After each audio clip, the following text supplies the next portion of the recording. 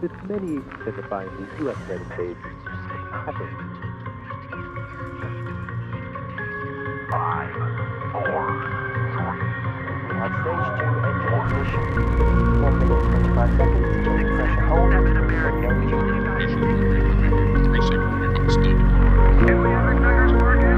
No Chamber ready to rise. 2914229.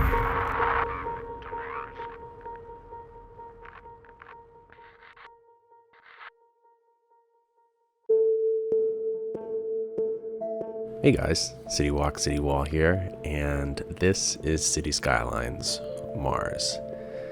Now, I'd imagine you might be asking yourself, Mars, how is this going to work? Well, before I go into specifics of how the city is going to function, first I kind of want to talk about the story behind what's happening here.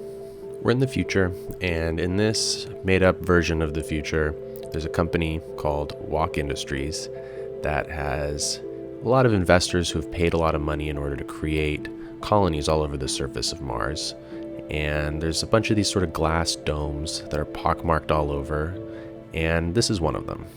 Earth is sort of dying, a lot of pollution, people can't really grow crops. The people who paid a lot of money to Walk Industries to get these places on Mars built want sort of an escape, and they want kind of like a paradise on Mars, and so that's kind of what this company sets out to do. But in order to do that, there has to be a lot of people who kind of run the colony in order to really make it livable. And so what Walk Industries does is it convinces people on Earth to move to Mars, telling them that a better life awaits them there. But when they get there, it turns out things are even worse for them here than they were before. And it's the kind of thing where Walk Industries maybe pays for your trip to Mars, but you would have to work 100 lifetimes to pay for a one-way ticket back home.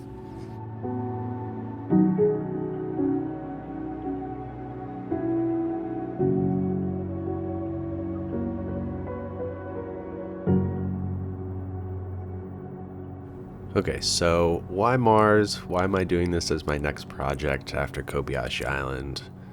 Well, I realized when I was doing Kobayashi Island, I always sort of knew it in the back of my head, but it really made me realize that the thing that I like doing the most in Cities Skylines is high density things. And obviously I was saying it over and over, the downtown was my favorite thing to do in Kobayashi Island because it's so dense. And this Mars colony is going to be really, really dense. The dome is smaller than a single tile, so that's what I have to work with. I'm not even using, I haven't bought any other tiles. I'm going to stick to this one tile for as long as I possibly can until I make a couple things outside of the dome. And it's kind of going to be like two cities stacked on top of each other with the lower level and the upper level. And even sort of like three a little bit, just because I'm imagining that between the two levels, there's sort of like a half level of roads and pipes and services and things. And I'll talk a lot more about that in a little bit, because that's going to be a very key thing about this colony, and it's going to be one of the things that I work on first before anything else. And a cool thing about having it be so small and having it be on Mars is that I think the city's going to have a really good frame rate. It's literally going to be confined to one tile, so it can't really possibly get that big and sprawling and have that many things in it. And it's on Mars, so there's no trees outside of the dome. So usually you have like 100,000 trees on a map that just like suck up frame rate right off the bat. The city has none of that, so frame rate is something that I've just been struggling with Kobayashi Island, and I'm really excited. I don't think this city will really have that same sort of problem. Another reason that I wanted to do this was it allows me to build in two very distinct styles. In Kobayashi Island, I sometimes get a little bored at just building Japanese style things. Obviously, it's a Japanese style city, but you can tell every once in a while I'm just like inserting aspects from Singapore, from America, like things all over the world. I end up shoving in there because it's nice to get a little variety in your building sometimes. It gets a little repetitive building in the same style over and over. So this is going to be really interesting, the way that the upper level and the lower level are very, very, very polar opposite styles of building. And there's even going to be sort of like a third and fourth style of building, which is, like I mentioned, that in between level of services, which is going to be sort of its own unique thing. And then an additional style of what is like around the dome. Another thing that sort of inspired me to do this project in the way that I'm doing it is the airport loop episode from Kobayashi Island. And actually the episode before that too, where I set up the functionality of the airport.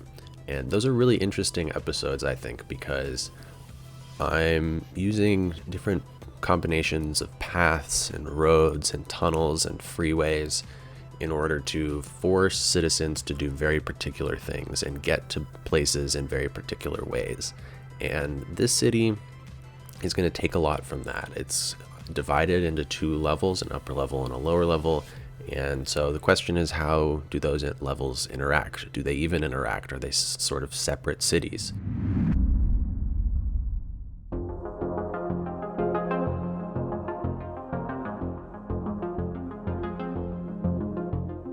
The last sort of reason why I'm doing this, it's less of a reason and more of like a very happy byproduct of doing this, is I'm using this series to really learn how to do asset creation for Cities Skylines. So this dome I made myself using Blender and imported it into the game as a prop, and now I can place it down wherever I want. The cube map, the sky, you can tell is there's like stars in the daylight sky, and not 100% sure if that's accurate to how it would be on Mars, but that was made in Photoshop and formatted using a very neat tool online, and then imported into the game as a mod. And now it's an option for the cube map replacer mod when you go into the options of the game. So that's custom as well, custom mod. And the map is also custom. So that was created with another online tool that gets height maps from all over the world. And I downloaded a number of different height maps, used Photoshop to combine them into something that was a little bit more realistic for Mars as opposed to Earth, even though I was taking Earth height maps, and then imported that combined height map into the game and created a map based off of that. There's also a custom theme, which is similar to what I released for Kobayashi Island, where it's a setting for Theme Mixer 2 mod, sort of a preset. And all of these things I'm going to be showing you how to do as well. It's not nearly as daunting as it might seem. It took me not a lot of time to learn it all, but here's the thing. I want to be able to show you guys these things and talk about them in depth as they happen, but the trade-off is that some of the footage throughout this series I'm probably going to have to show to you out of order. So I just wanted to give you a heads up now that in order to properly explain things, I'm going to probably show things out of order.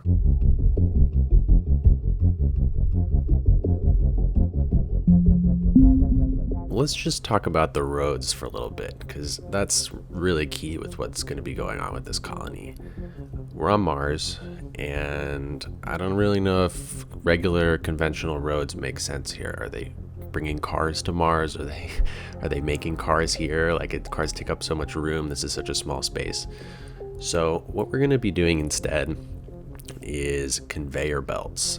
And the way this is going to work is I have created a pack of crates, and the crates replace cars, trucks, services, death care, things like that.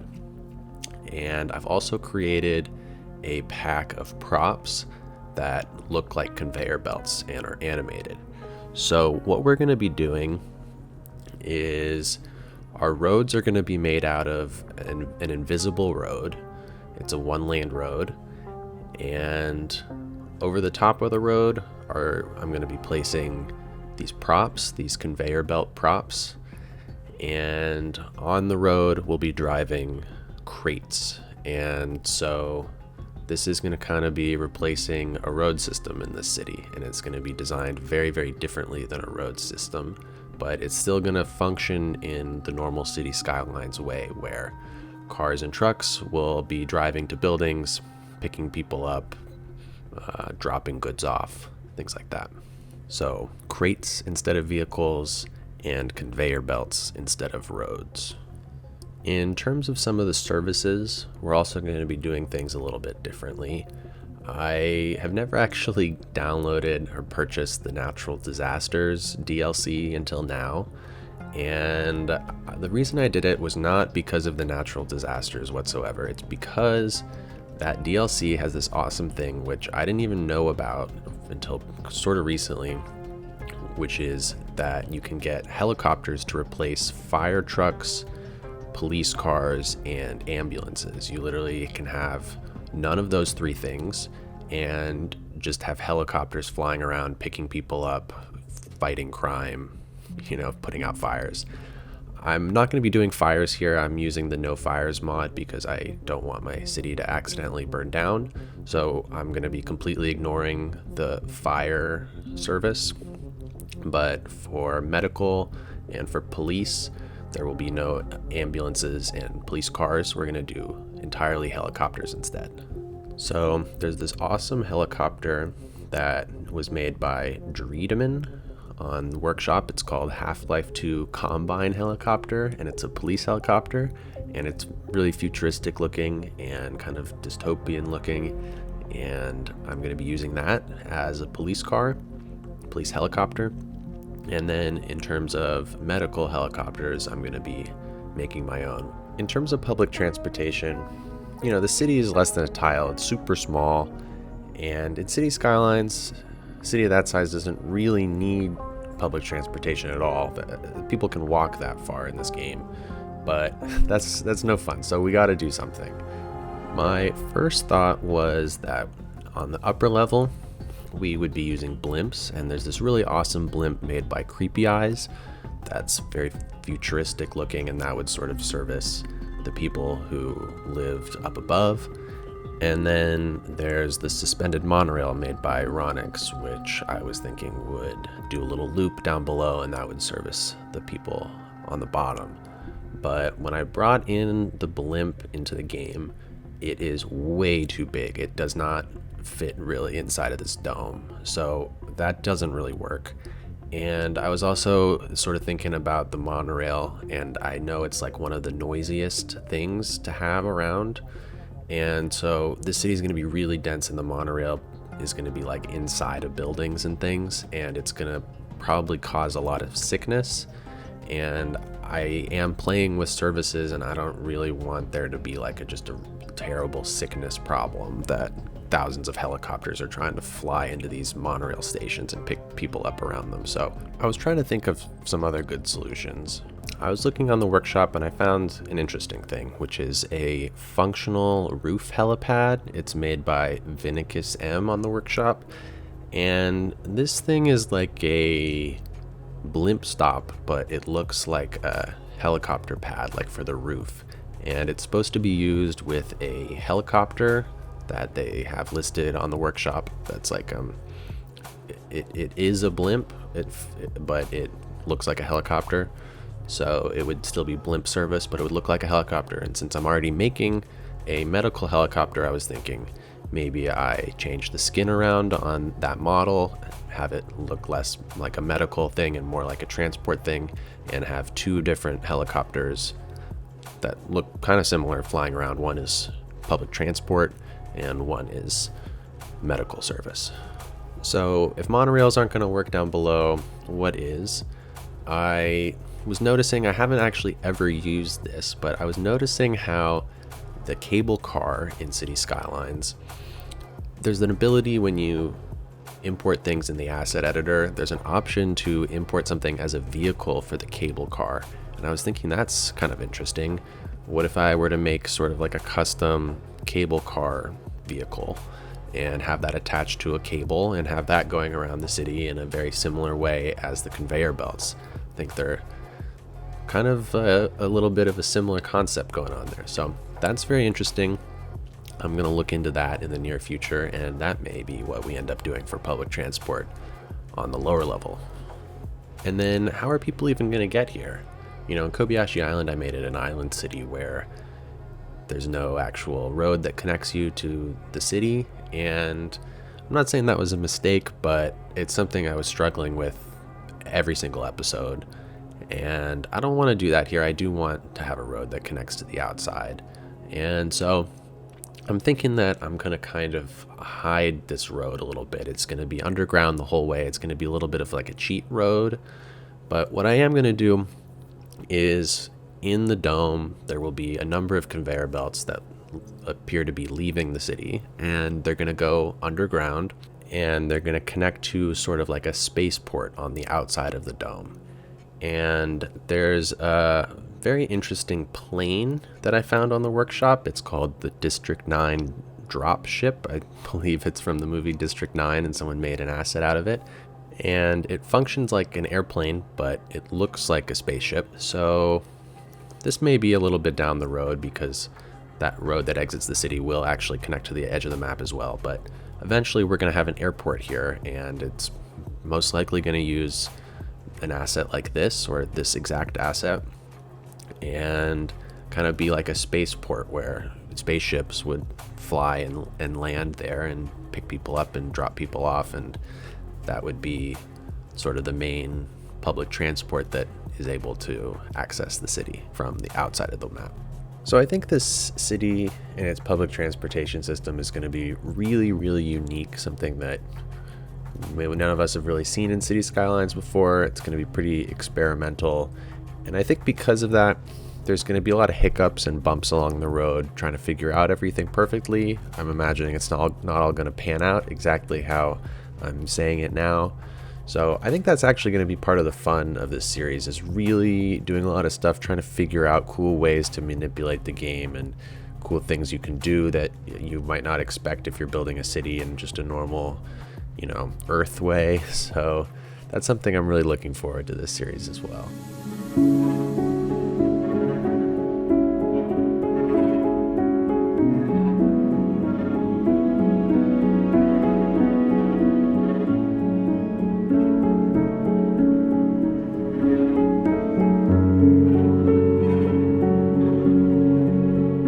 So that's Cities Skylines Mars, the new series. I just wanted to do this first episode as kind of an introduction to the series, because obviously this is a pretty out there concept for a Cities Skylines series, and I think it needed a little bit of context before I actually start just jumping right in and building things.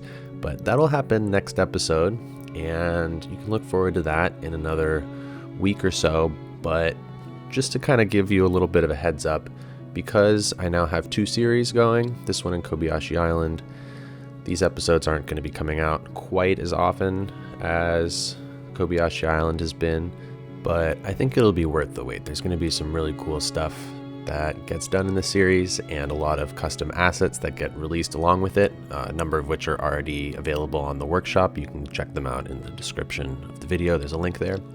So look forward to next episode, and I'll see you all next time on Mars.